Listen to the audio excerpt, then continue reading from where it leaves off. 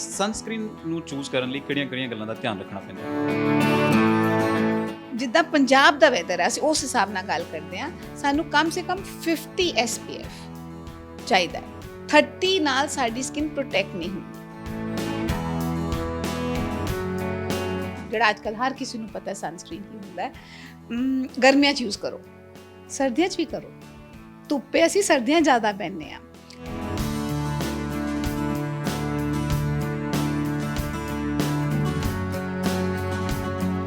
ਗਰਮੀਆਂ ਆਉਂਦੀਆਂ ਨਾ ਤੇ ਅਸੀਂ ਮੋਇਸਚਰਾਈਜ਼ਰ ਤੋਂ ਬਹੁਤ ਦੂਰ ਨੱਠਣਾ ਸ਼ੁਰੂ ਕਰ ਦਿੰਦੇ ਹਾਂ। ਸਾਨੂੰ ਲੱਗਦਾ ਕਿ ਗਰਮੀਆਂ ਦੇ ਵਿੱਚ ਲੋੜ ਨਹੀਂ, ਕਿਉਂਕਿ ਆਲਰੇਡੀ ਆਇਲ ਹੁੰਦਾ, ਸਕਿਨ ਨੂੰ ਚਿਪਚਿਪਾ ਹੋ ਜਾਂਦੀ ਹੈ, ਪਸੀਨਾ ਸਵੈਟ ਹੁੰਦਾ ਆ। ਮੋਇਸਚਰਾਈਜ਼ਰ ਜ਼ਰੂਰੀ ਹੈ। ਜੈਲ ਬੇਸਡ ਜਾਂ ਵਾਟਰ ਬੇਸਡ ਮੋਇਸਚਰਾਈਜ਼ਰ ਤਾਂ ਹਰ ਸੀਜ਼ਨ ਚਾਹੀਦਾ ਹੈ, ਬਾਰਿਸ਼ਾਂ 'ਚ ਵੀ ਚਾਹੀਦਾ ਹੈ। ਅਰਲੀ ਏਜ ਦੇ ਵਿੱਚ ਮੇਕਅਪ ਕਰਨਾ ਕਿੰਨਾ ਕੁ ਠੀਕ ਹੈ, ਜਾਂ ਫਿਰ ਜੇ ਕਰ ਰਹੇ ਹੋ ਤਾਂ ਕਿਹੜੀਆਂ-ਕਿਹੜੀਆਂ ਪ੍ਰੋਬਲਮਸ ਹੋ ਸਕਦੀਆਂ? ਪਹਿਲੇ ਤਾਂ ਯੰਗ ਬੱਚਿਆਂ ਨੂੰ ਲੋੜ ਹੀ ਕੀ ਹੈ ਮੇਕਅਪ ਲਗਾਉਣ ਦੀ। ਸੋ ਅਗਰ ਫਿਰ ਵੀ ਲੋੜ ਪਏ ਦੈਨ ਮੇਕ ਸ਼ੋਰ ਤੁਸੀਂ ਪ੍ਰੋਡਕਟ ਅੱਛਾ ਖਰੀਦੋ ਔਰ ਆਪਣੀ ਸਕਿਨ ਟਾਈਪ ਦਾ ਖਰੀਦੋ। ਜਦੋਂ ਕੋਈ ਸਕਿਨ ਰਿਲੇਟਡ ਪ੍ਰੋਬਲਮਸ ਹੁੰਦੀਆਂ ਉਹਨਾਂ ਨੂੰ ਲੱਗਦਾ ਹੈ ਕਿ ਸ਼ਾਇਦ ਸਾਡੇ 'ਚ ਕਿਸੇ ਤਰੀਕੇ ਦੀ ਕੋਈ ਵੀਕਨੈਸ ਹੈ ਤੇ ਦੇ ਸਟਾਰਟ ਈਟਿੰਗ ਮਲਟੀਵਿਟਾਮਿਨ ਖਾਣਾ ਸ਼ੁਰੂ ਕਰ ਦਿੰਦੇ ਨੇ। ਉਹ ਕਿੰਨੇ ਕੁ ਚੰਗੇ ਨੇ, ਤੁਸੀਂ ਸੁਜੈਸਟ ਕਰਦੇ ਹੋ? ਜਾਂ ਤਾਂ ਮਲਟੀਵਿਟਾਮਿਨ ਲੈਣੇ ਹੈ ਤਾਂ ਦਵਾਈਆਂ ਹੀ ਨਾ। ਕਿਉਂ ਮਲਟੀਵਿਟਾਮਿਨ ਲੈਣੇ ਜ਼ਰੂਰੀ ਹੁੰਦੇ? ਜਿਨ੍ਹਾਂ ਡੈਫੀਸ਼ੀਐਂਸੀਜ਼ ਹੋ। ਅਗਰ ਵਿਟਾਮਿਨ D3 ਫॉर एग्जांपल ਘੱਟ ਹੈ ਤਾਂ ਵਿਟਾਮਿਨ D3 ਖਾਓਗੇ। ਅਗਰ ਨਹੀਂ ਘੱਟ ਔਰ ਵਿਟਾਮਿਨ D3 ਖਾਓਗੇ ਤਾਂ ਟੌਕਸਿਸਿਟੀ ਹੋ ਜਾਂਦੀ ਹੈ।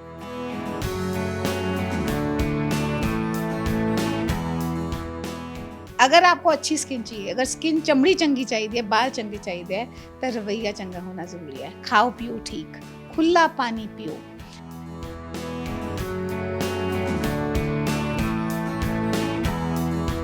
ਸਤਿ ਸ਼੍ਰੀ ਅਕਾਲ, ਤੁਸੀਂ ਦੇਖ ਰਹੇ ਹੋ ਟੀਵੀ ਪੰਜਾਬ। ਮੈਂ ਜਤਿੰਦਰ ਸਿੰਘ ਖਹਿਰਾ ਇੱਕ ਵਾਰ ਫਿਰ ਤੋਂ ਹੈਲਥ ਮੰਤਰਾ ਲੈ ਕੇ ਤੁਹਾਡੇ ਲਈ ਹਾਜ਼ਰ ਹਾਂ। ਪਰ ਇਸ ਵਾਲਾ ਹੈਲਥ ਮੰਤਰਾ ਜਿਹੜਾ ਨਾ, ਉਹ ਮੈਨੂੰ ਲੱਗਦਾ ਕਿ ਤੁਹਾਨੂੰ ਸਾਰਿਆਂ ਨੂੰ ਐਕਸਾਈਟਡ ਕਰੇਗਾ। ਸਕਿਨ ਪ੍ਰੋਬਲਮ ਯਾਨੀ ਕਿ ਸੋਹਣਾ ਲੱਗਣਾ ਕਿਹਨੂੰ ਨਹੀਂ ਪਸੰਦ ਹੈ। ਪਹਿਲਾਂ ਇਦਾਂ ਹੁੰਦਾ ਸੀ ਕਿ ਕੁੜੀਆਂ ਜਿਹੜੀਆਂ ਸੀ ਸਿਰਫ ਤੇ ਸਿਰਫ ਉਹੀ ਸੁੰਦਰਤਾ ਵੱਲ ਜ਼ਿਆਦਾ ਧਿਆਨ ਦਿੰਦੀਆਂ ਸੀ, ਉਹਨੂੰ ਮੇਨਟੇਨ ਕਰਨ ਲਈ। ਸਮਾਂ ਬਦਲ ਗਿਆ ਤੇ ਹੁਣ ਦੋਹੇ, ਚਾਹੇ ਉਹ ਮਰਦ ਹੈ ਚਾਹੇ ਔਰਤ ਹੈ, ਦੋਹਾਂ ਲਈ ਸੁੰਦਰਤਾ ਬਹੁਤ ਅਹਿਮ ਹੈ। ਤੇ ਅੱਜ ਮੈਂ ਜਲੰਧਰ ਦੇ ਰਿਨਾਊਂਡ ਸਕਿਨ ਕੇਅਰ ਸਪੈਸ਼ਲਿਸਟ ਤੋਂ ਪਹੁੰਚਾ ਹਾਂ, ਅਨੁਪਾਇਲ ਗੋਇਲ ਨੇ, ਔਰ ਉਹਨਾਂ ਦੇ ਨਾਲ ਗੱਲਬਾਤ ਕਰਾਂਗੇ। ਜਦੋਂ ਆਪਾਂ ਗੱਲ ਕਰਦੇ ਹਾਂ, ਗਰਮੀਆਂ ਆ ਗਈਆਂ ਹੁਣ, ਤੇ ਗਰਮੀਆਂ ਦੇ ਵਿੱਚ ਕਿਹੜੀਆਂ ਚੀਜ਼ਾਂ ਜਿਹੜੀਆਂ ਸਭ ਤੋਂ ਪਹਿਲਾਂ ਸਕਿਨ ਕੇਅਰ ਦੇ ਲਈ ਖਾਸ ਖਿਆਲ ਰੱਖਣਾ ਪੈਂਦਾ ਉਹਨਾਂ ਦਾ? मैं ना अपने पेशेंट्स को हमेशा एक चीज़ बोलती हूँ, अगर आपको अच्छी स्किन चाहिए, अगर स्किन चमड़ी चंगी चाहिए, बाल चंगे चाहिए तो रवैया चंगा होना जरूरी है। खाओ पियो ठीक, खुला पानी पियो। ਐਂਡ ਜਿਹੜੇ ਮੌਸਮ 'ਚ ਹੈਗੇ ਹੋ ਉਸ ਮੌਸਮ ਦੇ ਹਿਸਾਬ ਦੇ ਪ੍ਰੋਡਕਟਸ ਯੂਜ਼ ਕਰੋ। ਲੋਕਾਂ ਨੂੰ ਕਨਸੈਪਟ ਹੈਗਾ ਕਿ ਸਨਸਕ੍ਰੀਨ, ਜਿਹੜਾ ਅੱਜ ਕੱਲ੍ਹ ਹਰ ਕਿਸੇ ਨੂੰ ਪਤਾ ਸਨਸਕ੍ਰੀਨ ਕੀ ਹੁੰਦਾ ਹੈ, ਗਰਮੀਆਂ 'ਚ ਯੂਜ਼ ਕਰੋ, ਸਰਦੀਆਂ 'ਚ ਵੀ ਕਰੋ। ਧੁੱਪੇ ਅਸੀਂ ਸਰਦੀਆਂ ਜ਼ਿਆਦਾ ਪਹਿਨਦੇ ਹਾਂ। ਖੁੱਲਾ ਪਾਣੀ ਪੀਓ। ਗਰਮੀਆਂ 'ਚ ਰੱਬ ਨੇ ਪਾਣੀ ਵਾਲੀਆਂ ਸਬਜ਼ੀਆਂ ਬਣਾਈਆਂ, ਟਿੰਡੇ, ਤੋਰੀ, ਘੀਆ, ਸਭ ਖਾਓ। ਉਹ ਹਰੀ ਸਬਜ਼ੀਆਂ ਜਿਹੜਾ ਵਾਟਰ ਕੰਟੈਂਟ ਹੈ, ਇਲੈਕਟ੍ਰੋਲਾਈਟ ਕੰਟੈਂਟ ਹੈ, ਉਹ ਤੁਹਾਡੀ ਸਕਿਨ ਨੂੰ ਅੱਛਾ ਰੱਖਦਾ ਹੈ। हाई प्रोटीन डाइट खाओ एंड एक्सरसाइज ज़रूर करो। कोई भी मौसम होए, अपने शरीर ਨੂੰ ਹੈਲਦੀ ਰੱਖੋ, ਸਕਿਨ ਆਪੇ ਅੱਛੀ ਰਹੇਗੀ। ਅੱਛਾ, ਇਹ ਤਿੰਨ ਚੀਜ਼ਾਂ ਜਿਹੜੀਆਂ ਨੇ ਉਹਨਾਂ ਦਾ ਧਿਆਨ ਰੱਖਣਾ ਪੈਂਦਾ। ਅੱਛਾ, ਜਦੋਂ ਤੁਸੀਂ ਆਪਾਂ ਸਪੈਸ਼ਲੀ ਜਦੋਂ ਹੁਣ ਗਰਮੀਆਂ ਆਉਂਦੀਆਂ, ਕਿਉਂਕਿ ਬਹੁਤ ਜ਼ਿਆਦਾ ਗਰਮੀ ਹੁੰਦੀ ਹੈ, ਜਦੋਂ ਬਾਹਰ ਜਾਣਾ ਹੁੰਦਾ, ਸੁਜੈਸਟ ਕਰਦੇ ਸਕਿਨ ਸਪੈਸ਼ਲਿਸਟ ਕਿ ਤੁਸੀਂ ਸਨਸਕ੍ਰੀਨ ਜ਼ਰੂਰ ਲਗਾਓ। ਸਨਸਕ੍ਰੀਨ ਨੂੰ ਚੂਜ਼ ਕਰਨ ਲਈ ਕਿਹੜੀਆਂ-ਕਿਹੜੀਆਂ ਗੱਲਾਂ ਦਾ ਧਿਆਨ ਰੱਖਣਾ ਪੈਂਦਾ ਹੈ? ਦੇਖੋ, ਸਨਸਕ੍ਰੀਨ ਨਾ ਇੱਕ ਬਹੁਤ ਵਾਈਡ ਟਰਮ ਹੈ। ਮੈਂ ਹਮੇਸ਼ਾ ਇਹ ਕਹਿੰਦੀ ਕਿ ਇਟ ਸ਼ੁੱਡ ਬੀ, ਇਹਦਾ ਨਾਮ ਹੋਣਾ ਚਾਹੀਦਾ ਲਾਈਟ ਸਕਰੀਨ। ਭਾਵੇਂ LED ਦੇ ਹੇਠਾਂ ਬੈਠੇ ਹੋ, ਭਾਵੇਂ ਕੰਪਿਊਟਰਾਂ ਦੇ ਹੇਠਾਂ ਬੈਠੇ ਹੋ, ਚਾਹੇ ਭਾਵੇਂ ਬਾਹਰ ਜਾਣਾ ਹੈ, ਤਾਂ ਸਨਸਕ੍ਰੀਨ ਤੁਹਾਨੂੰ ਅੰਦਰ ਬਾਹਰ ਦੋਹਾਂ ਨੂੰ ਚਾਹੀਦਾ ਹੈ। ਜਿੱਦਾਂ ਪੰਜਾਬ ਦਾ ਵੈਦਰ ਹੈ ਅਸੀਂ ਉਸ ਹਿਸਾਬ ਨਾਲ ਗੱਲ ਕਰਦੇ ਹਾਂ। ਸਾਨੂੰ ਕਮ ਸੇ ਕਮ 50 SPF ਚਾਹੀਦਾ ਹੈ। 30 ਨਾਲ ਸਾਡੀ ਸਕਿਨ ਪ੍ਰੋਟੈਕਟ ਨਹੀਂ ਹੁੰਦੀ। ਦੂਸਰਾ ਕਨਸੈਪਟ, ਦੁਨੀਆ ਦਾ ਬੈਸਟ ਸਨਸਕ੍ਰੀਨ ਲਗਾ ਲਓ, 2 ਘੰਟੇ 'ਚ ਉਹਦਾ ਇਫੈਕਟ ਖਤਮ ਹੋ ਜਾਂਦਾ ਹੈ। ਅਗਰ ਅਸੀਂ ਬਹੁਤ ਆਈਡਲੀ ਹੋ ਕੇ ਚੱਲੀਏ ਤਾਂ ਸਾਨੂੰ ਹਰ 2 ਘੰਟੇ ਬਾਅਦ ਲਗਾਉਣਾ ਪੈਂਦਾ ਹੈ, बट वो प्रैक्टिकल नहीं है। सो जान तो 15-20 मिनट पहले लगाओ एंड ऐसा लगाओ जो ਤੁਹਾਨੂੰ ਚਿਪ ਨਾ ਕਰੇ, ਤਾਂ ਕਿ ਤੁਸੀਂ ਕੰਫਰਟੇਬਲ ਰਹੋ, ਤੁਹਾਨੂੰ ਪਸੀਨਾ ਜ਼ਿਆਦਾ ਨਾ ਆਏ, ਤੁਸੀਂ ਆਪਣੇ ਆਪ ਨੂੰ ਆਇਲੀ ਫੀਲ ਨਹੀਂ ਕਰੋ। ਐਂਡ ਹਰ ਸਕਿਨ ਲਈ ਅਲੱਗ ਤਰ੍ਹਾਂ ਦੇ ਵੀ ਅਸੀਂ ਬਹੁਤ ਅੱਛੀ ਐਰਾ 'ਚ ਹੈਗੇ ਹਾਂ। ਮਲਟੀਪਲ ਤਰ੍ਹਾਂ ਦੇ ਸਨਸਕ੍ਰੀਨ ਆਉਂਦੇ ਆ, ਹਰ ਸਕਿਨ ਟਾਈਪ ਦੇ ਸਨਸਕ੍ਰੀਨ ਆਉਂਦੇ ਆ। ਲੇਡੀਜ਼ ਦੇ ਸਨਸਕ੍ਰੀਨ ਅਲੱਗ ਹੈ, ਪਿਗਮੈਂਟੇਸ਼ਨ ਦੀ ਸਨਸਕ੍ਰੀਨ ਅਲੱਗ ਹੈ, ਈਵਨ ਪਿੰਪਲ ਵਾਲੇ ਬੱਚਿਆਂ ਲਈ ਸਨਸਕ੍ਰੀਨਸ ਅਲੱਗ ਆਉਂਦੇ ਹੈ। ਸੋ ਇੱਕ ਐਡਵਾਈਸ ਪ੍ਰੋਪਰ ਲੈ ਕੇ ਆਪਣਾ ਪ੍ਰੋਡਕਟ ਚੂਜ਼ ਕਰੋ। ਮਤਲਬ ਸਨਸਕ੍ਰੀਨ ਐ ਨਹੀਂ ਕਿ ਅਸੀਂ ਦੇਖਿਆ ਕਿ SPF 30 ਹੈ ਤੇ ਉਹਨੂੰ ਚੱਕ ਲਿਆ। ਨਹੀਂ ਨਾਟ ਐਟ ਆਲ। ਸਨਸਕ੍ਰੀਨਸ ਦੇ ਸਾਈਡ ਇਫੈਕਟ ਵੀ ਹੁੰਦੇ ਆ। ਕਈ ਸਨਸਕ੍ਰੀਨ ਜਿਹੜੇ OTC ਓਵਰ ਦ ਕਾਊਂਟਰ ਮਾਰਕੀਟ 'ਚ ਮਿਲਦੇ ਆ, ਉਹ ਤੁਹਾਡੀ ਸਕਿਨ ਨੂੰ ਪਿਗਮੈਂਟੇਸ਼ਨ ਦੇ ਸਕਦੇ ਹੈ, ਫੀਲ ਗੁੱਡ ਦੇ ਸਕਦੇ ਆ, ਬਟ ਹੋ ਸਕਦਾ ਹੈ ਉਹਨੂੰ ਲਗਾ ਕੇ ਬਾਹਰ ਜਾ ਕੇ ਟੈਨ ਹੋ ਜਾਏ। ਸੋ ਕੈਮੀਕਲ ਕੰਪੋਜੀਸ਼ਨ ਸਨਸਕ੍ਰੀਨ ਦੀ ਅੱਛੀ ਹੋਣਾ ਬਹੁਤ ਜ਼ਰੂਰੀ ਹੈ। ਧਿਆਨ ਤੁਸੀਂ ਕਹਿ ਰਹੇ ਹੋ ਕਿ ਉਹਦਾ SPF 50 ਹੋਣਾ ਚਾਹੀਦਾ ਹੈ। ਇਸ ਤੋਂ ਇਲਾਵਾ ਕਿਹੜੀਆਂ ਚੀਜ਼ਾਂ? ਉਹਦੇ ਉੱਪਰ ਨਾ ਅਗਰ ਸਨਸਕ੍ਰੀਨ ਦੀ ਕੋਈ ਬੋਟਲ ਦੇਖੋਗੇ, ਉਹਦੇ ਉੱਪਰ PA ਲਿਖਿਆ ਹੁੰਦਾ ਹੈ। ਉਹ ਕਮ ਸੇ ਕਮ PA ਦੇ ਅੱਗੇ ਨਾ 3+ ਹੋਣੇ ਚਾਹੀਦੇ ਹੈ। PA 3+। ਉਹ ਫੋਟੋ ਪ੍ਰੋਟੈਕਸ਼ਨ ਹੁੰਦੀ ਹੈ ਕਿ ਸਨਸਕ੍ਰੀਨ ਹੈ, ਇਹ ਤੁਹਾਨੂੰ ਬਚਾਉਂਦਾ ਹੈ, ਔਰ ਕਿੰਨਾ ਡੀਪ ਬਚਾਉਂਦਾ ਹੈ ਉਹ PA ਡਿਸਾਈਡ ਕਰਦਾ ਹੈ। ਸੋ ਅਗਰ ਜਨਰਲੀ ਮਾਰਕੀਟ ਤੋਂ ਸਨਸਕ੍ਰੀਨ ਲੈਣਾ ਹੈ, ਮੇਕ ਸ਼ੋਰ ਉਹ 50 SPF ਹੋਵੇ ਔਰ ਉਹਦੇ ਅੱਗੇ PA 3+ ਲਿਖਿਆ ਹੋਵੇ। ਤੁਸੀਂ ਧਿਆਨ ਰੱਖਿਓ ਕਿ ਹੁਣ ਜਦੋਂ ਜਾਓਗੇ ਤਾਂ ਇਹ ਕੰਟੈਂਟ ਜਿਹੜੇ ਨੇ ਉਹ ਦੇਖ ਕੇ ਜਿਹੜਾ ਸਨਸਕ੍ਰੀਨ ਖਰੀਦੋ। ਅੱਛਾ, ਇਸ ਤੋਂ ਇਲਾਵਾ ਜਦੋਂ ਗਰਮੀਆਂ ਆਉਂਦੀਆਂ ਨਾ ਤੇ ਅਸੀਂ ਮੋਇਸਚਰਾਈਜ਼ਰ ਤੋਂ ਬਹੁਤ ਦੂਰ ਨੱਠਣਾ ਸ਼ੁਰੂ ਕਰਦੇ ਨੇ। ਸਾਨੂੰ ਲੱਗਦਾ ਕਿ ਗਰਮੀਆਂ ਦੇ ਵਿੱਚ ਲੋੜ ਨਹੀਂ, ਕਿਉਂਕਿ ਆਲਰੇਡੀ ਆਇਲ ਹੁੰਦਾ, ਸਕਿਨ ਨੂੰ ਚਿਪਚਿਪਾ ਹੋ ਜਾਂਦੀ ਹੈ, ਪਸੀਨਾ ਸਵੈਟ ਹੁੰਦਾ ਆ। ਮੋਇਸਚਰਾਈਜ਼ਰ ਜ਼ਰੂਰੀ ਹੈ? ਐਬਸੋਲੂਟਲੀ, ਬਹੁਤ ਹੀ ਜ਼ਰੂਰੀ ਹੈ। ਪਹਿਲੇ ਤਾਂ ਆਪਣੇ ਦਿਮਾਗ 'ਚ ਸਕਿਨ ऑयली होना और स्किन ਦਾ वाटर कंटेंट, 2 अलग चीज़ें हैं जी। तेल और पानी। तेल ऑब्वियसली आता है गर्मियों में क्योंकि मौसम ऐसा है। अगर ਅਸੀਂ ਇਹ ਸੋਚੀਏ ਕਿ ਸਾਨੂੰ ਗਰਮੀਆਂ 'ਚ ਪਸੀਨਾ ਵੀ ਉਨਾ ਹੀ ਆਉਂਦਾ ਹੈ, ਇਹਦਾ ਮਤਲਬ ਬੋਡੀ ਡੀਹਾਈਡਰੇਟ ਹੁੰਦੀ ਹੈ, ਬੋਡੀ ਦਾ ਆਪਣਾ ਪਾਣੀ ਘਟਦਾ ਹੈ, ਤਾਂ ਸਕਿਨ ਦਾ ਵੀ ਪਾਣੀ ਘਟੇਗਾ। ਉਹਦੇ ਲਈ ਅਸੀਂ ਆਪਣੀ ਡਾਈਟ ਵਧਾਈ, ਪਾਣੀ ਪੀਤਾ, ਲੇਕਿਨ ਉੱਪਰੋਂ ਕੀ ਲਾਇਆ? ਸੋ ਸਾਨੂੰ ਵਾਟਰ ਬੇਸਡ ਮੋਇਸਚਰਾਈਜ਼ਰ ਚਾਹੀਦੇ ਹੁੰਦੇ ਆ।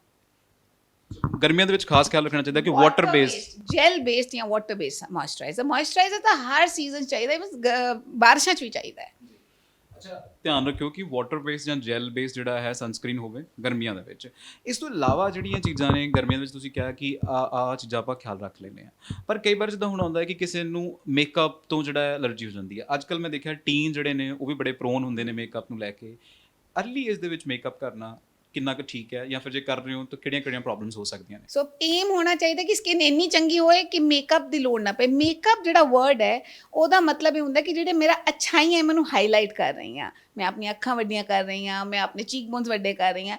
ਮੇਕਅਪ ਦਾ ਮਤਲਬ ਆਪਣੇ ਆਪ ਨੂੰ ਥੋਪਣਾ ਨਹੀਂ ਹੁੰਦਾ। It is not painting your face. So ਅਗਰ ਯੰਗਸਟਰਸ ਮੇਕਅਪ ਦੇ ਵੱਲ ਜਾਣ ਤੋਂ ਬਜਾਏ ਆਪਣੀ ਸਕਿਨ ਦਾ ਏਮ ਕਰਨ ਕਿ ਜੀ ਮੇਰੀ ਸਕਿਨ ਚੰਗੀ ਹੋਏ, I think that wood B better. Makeup ਜਿੰਨਾ ਅਵੋਇਡ ਕਰ ਸਕੋ ਤਾਂ ਕਰੋ। ਤੁਸੀਂ ਪ੍ਰੋਫੈਸ਼ਨਲ ਹੋ, ਤੁਹਾਡਾ ਫੀਲਡ ਰਿਕੁਆਇਰ ਕਰਦਾ ਹੈ, ਮੇਕ ਸ਼ੋਰ ਕਿ ਤੁਸੀਂ ਅੱਛੀ ਕੰਪਨੀ ਦਾ ਲਓ, ਆਪਣੀ ਸਕਿਨ ਟਾਈਪ ਦੇ ਹਿਸਾਬ ਦਾ ਲਓ, ਔਰ ਕਿਸੇ ਦੀ ਗਾਈਡੈਂਸ ਦੇ ਅੰਡਰ ਲਓ।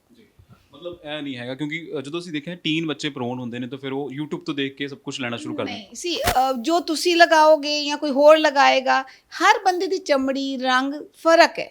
ਸੋ ਨੀਡ ਵੀ ਫਰਕ ਹੈ। ਪਹਿਲੇ ਤਾਂ ਯੰਗ ਬੱਚਿਆਂ ਨੂੰ ਲੋੜ ਹੀ ਕੀ ਹੈ ਮੇਕਅਪ ਲਗਾਉਣ ਦੀ। ਸੋ ਅਗਰ ਫਿਰ ਵੀ ਲੋੜ ਪਏ ਦੈਨ ਮੇਕ ਸ਼ੋਰ ਤੁਸੀਂ ਪ੍ਰੋਡਕਟ ਅੱਛਾ ਖਰੀਦੋ ਔਰ ਆਪਣੀ ਸਕਿਨ ਟਾਈਪ ਦਾ ਖਰੀਦੋ। ਐਕਨੇ ਦੀ ਪ੍ਰੋਬਲਮ ਜਿਹੜੀ ਹੈ ਨਾ ਯੰਗਸਟਰ ਦੇ ਵਿੱਚ ਬਹੁਤ ਹੁੰਦੀ ਹੈ। ਉਹ ਕਹਿੰਦੇ ਕਿ ਜਵਾਨੀ ਫੁੱਟਦੀ ਹੈ ਤਾਂ ਹੀ ਐਕਨੇ ਆਉਣੇ ਸ਼ੁਰੂ ਹੋ ਜਾਂਦੇ ਆ। ਪਹਿਲਾਂ ਦੱਸੋ ਇਹ ਐਕਚੁਅਲ 'ਚ ਹੁੰਦਾ ਕਿ ਜਵਾਨੀ ਫੁੱਟਦੀ ਹੈ? ਨਹੀਂ, ਜਵਾਨੀ ਤਾਂ ਉਹਨਾਂ ਨੂੰ ਵੀ ਫੁੱਟਦੀ ਹੈ ਜਿਨ੍ਹਾਂ ਦੇ ਪਿੰਪਲਸ ਨਹੀਂ ਹੁੰਦੇ। ਸੋ ਬਟ ਬੇਸਿਕਲੀ ਇਹ ਹਾਰਮੋਨ ਰਿਲੇਟਡ ਹੁੰਦੀ ਹੈ। ਯੂਜੂਲੀ ਜਦੋਂ ਟੀਨੇਜ ਆਉਂਦੀ ਹੈ, ਲੜਕੀਆਂ 'ਚ ਪੀਰੀਅਡ ਸ਼ੁਰੂ ਹੁੰਦੇ ਹੈ, ਬॉयਜ਼ 'ਚ ਡਿਵੈਲਪਮੈਂਟ ਸ਼ੁਰੂ ਹੁੰਦੀ ਹੈ, ਉਦੋਂ ਪਿੰਪਲਸ ਆ ਸਕਦੇ ਹੈ। ਔਰ ਇਹਦਾ ਵੀ ਇਲਾਜ ਸਿੰਪਲ ਹੈ। ਪਹਿਲੇ ਹੀ ਜਦੋਂ ਹੀ ਆਣੇ ਸ਼ੁਰੂ ਹੋਣ, ਯੂਜੂਲੀ ਕੀ ਹੁੰਦਾ, ਪੇਰੈਂਟਸ ਦਾ ਹੁੰਦਾ ਲੈ ਇਹ ਤਾਂ ਨੋਰਮਲ ਹੈ, ਆਪੇ ਠੀਕ ਹੋ ਜਾਊਗਾ। ਆਪੇ ਕੁਝ ਨਹੀਂ ਠੀਕ ਹੁੰਦਾ। ਅਗਰ ਟਾਈਮ ਸਿਰ ਐਡਵਾਈਸ ਲੈ ਲਓ ਤਾਂ ਬੱਚਿਆਂ ਦੀ ਸਕਾਰਿੰਗ ਨਹੀਂ ਹੁੰਦੀ, ਪਿਗਮੈਂਟੇਸ਼ਨ ਨਹੀਂ ਹੁੰਦੀ, ਗੱਡੇ ਨਹੀਂ ਪੈਂਦੇ। ਅਗਰ ਵੇਟ ਕਰਦੇ ਰਹੋ ਕਿ ਮੋਟੇ ਮੋਟੇ ਫੋੜਿਆਂ ਵਰਗੇ ਪਿੰਪਲਸ ਹੋ ਜਾਣਗੇ ਫਿਰ ਇਲਾਜ ਕਰਾਵਾਂਗੇ, ਤਾਂ ਉਹ ਗਲਤ ਹੈ। ਅੱਜ ਕੱਲ੍ਹ ਬਹੁਤ ਸਾਰੇ ਬੱਚਿਆਂ ਦੇ ਵਿੱਚ, ਸਪੈਸ਼ਲੀ ਗਰਲਸ ਦੇ ਵਿੱਚ PCOD, ਪੋਲੀਸਿਸਟਿਕ ਓਵਰੀਜ਼ ਦਾ ਬਹੁਤ ਕਾਮਨ ਹੈ। Probably because of chemicals in diet, early ਬੱਚਿਆਂ ਦਾ exposure to media, thought process ਛੇਤੀ ਵੱਡੇ ਹੋ ਜਾਣਾ, ਤਾਂ ਮਿਨਾਰਕੀ ਜਲਦੀ ਆ ਜਾਂਦੀ ਹੈ, ਤਾਂ ਬੱਚਿਆਂ ਨੂੰ ਹਾਰਮੋਨਲ ਡਿਸਟਰਬੈਂਸਿਸ ਵੀ ਨਾ। ਅਗਰ ਉਹਦੇ ਕਰਕੇ ਪਿੰਪਲਸ ਹੈ ਦੈਨ ਤਾਂ ਇਲਾਜ ਬਗੈਰ ਜਾਣੇ ਨਹੀਂ। ਸੋ ਅਗਰ ਲੇਟ ਜਿੰਨਾ ਕਰੋਗੇ ਉਹਨਾਂ ਸਕਾਰਿੰਗ ਦਾ ਚਾਂਸ ਜ਼ਿਆਦਾ ਹੁੰਦਾ। ਸੋ ਮੇਰੀ ਪੇਰੈਂਟਸ ਨੂੰ ਐਡਵਾਈਸ ਜਾਂ ਰਿਕੁਐਸਟ ਇਹ ਹੈ ਕਿ ਜਦੋਂ ਬੱਚੇ ਨੂੰ ਤਕਲੀਫ ਹੈ ਟਾਈਮਲੀ ਚੈੱਕ ਕਰਾਓ ਤਾਂ ਕਿ ਉਹ ਤਕਲੀਫ ਲੰਬੀ ਨਾ ਹੋ ਜਾਏ। ਅੱਛਾ, ਚਲੋ ਇਹ ਤਾਂ ਹੋ ਗਿਆ ਕਿ ਟ੍ਰੀਟਮੈਂਟ, ਪਰ ਫਸਟ ਏਡ ਵੀ ਬਹੁਤ ਜ਼ਰੂਰੀ ਹੈ। ਫਸਟ ਏਡ ਜਿਹੜਾ ਹੈ, ਕਈ ਵਾਰੀ ਕਹਿੰਦੇ ਹੁੰਦੇ ਨਾ ਕਿ ਬਹੁਤ ਕੁਝ ਸਾਡੇ ਆਲੇ ਦੁਆਲੇ ਵੀ ਹੁੰਦਾ, ਅਸੀਂ ਉਹਨੂੰ ਇਗਨੋਰ ਕਰ ਜਾਂਦੇ ਹਾਂ। ਅਤੇ ਫਸਟ ਏਡ ਕੀ ਹੋਣੀ ਚਾਹੀਦੀ ਹੈ ਜਦੋਂ ਕਈ ਅਪਰੋਚ ਨਹੀਂ ਕਰ ਸਕਦੇ, ਕਈ ਕਹਿੰਦੇ ਕਿ ਡਿਲੇ ਕਰ ਲਾਂਗੇ, ਉਹਨਾਂ ਲਈ ਫਸਟ ਏਡ ਹੋਵੇ ਤਾਂ ਫਿਰ? ਸੀ ਜਿੱਦਾਂ ਮੈਂ ਪਹਿਲੇ ਬੋਲਿਆ, ਖਾਓ ਚੰਗਾ, ਪਾਣੀ ਖੁੱਲਾ ਪੀਓ, ਜੋ ਵੀ ਮੈਂ ਡਾਇਟਰੀ ਇੰਸਟਰਕਸ਼ਨਸ ਦਿੱਤੀਆਂ, ਆਪਣਾ ਲਾਈਫ ਸਟਾਈਲ ਚੰਗਾ ਕਰੋ, ਆਪਣਾ ਐਕਸਰਸਾਈਜ਼ ਕਰੋ, ਅੱਧੀਆਂ ਚੀਜ਼ਾਂ ਤਾਂ ਇਹਦੇ ਨਾਲ ਹੀ ਠੀਕ ਹੋ ਜਾਂਦੀਆਂ। ਐਂਡ ਇਵੈਂਚੁਅਲੀ ਅਗਰ ਕੋਈ ਐਸੀ ਸਿਚੁਏਸ਼ਨ ਜਿੱਥੇ ਮੈਡੀਕਲ ਐਡਵਾਈਸ ਚਾਹੀਦੀ ਉੱਥੇ ਤਾਂ ਚਾਹੀਦੀ ਹੈ, ਦੈਟ ਯੂ ਕਾਂਟ ਅਵੋਇਡ। ਅੱਛਾ, ਜਦੋਂ ਤੁਸੀਂ ਵਿਮਨ ਦੀ ਗੱਲ ਕੀਤੀ ਹੈ ਕਿ ਪੀਸੀਓਡੀ ਹੁੰਦਾ ਆ ਜਾਂ ਫਿਰ ਉਹਨਾਂ ਨੂੰ ਓਵਰੀਜ਼ 'ਚ ਸਿਸਟ ਹੋ ਜਾਂਦੀਆਂ ਨੇ, ਇਦਾਂ ਦੇ ਬਹੁਤ ਕਈ ਵਾਰ ਨਾ ਬਲੈਮਿਸ਼ ਜਿਹਨੂੰ ਅਸੀਂ ਕਹਿੰਦੇ ਆ ਛਾਈਆਂ, ਉਹ ਬਹੁਤ ਹੁੰਦੀਆਂ ਨੇ। ਪਹਿਲਾਂ ਤਾਂ ਦੱਸੋ ਛਾਈਆਂ ਦਾ ਕਾਰਨ ਕੀ ਹੁੰਦਾ, ਜਿਹੜੇ ਮੋਟੇ-ਮੋਟੇ ਕਾਰਨ ਨੇ? ਛਾਈਆਂ ਬਹੁਤ ਹੀ ਕਾਮਨ ਹੈ ਐਂਡ ਇੰਡੀਅਨ ਸਰਕਮਸਟੈਂਸਿਸ ਛਾਈਆਂ ਸਭ ਤੋਂ ਜ਼ਿਆਦਾ ਅਨੀਮੀਆ ਕਰਕੇ ਹੁੰਦੀਆਂ, ਖੂਨ ਦੀ ਘਾਟ ਕਰਕੇ।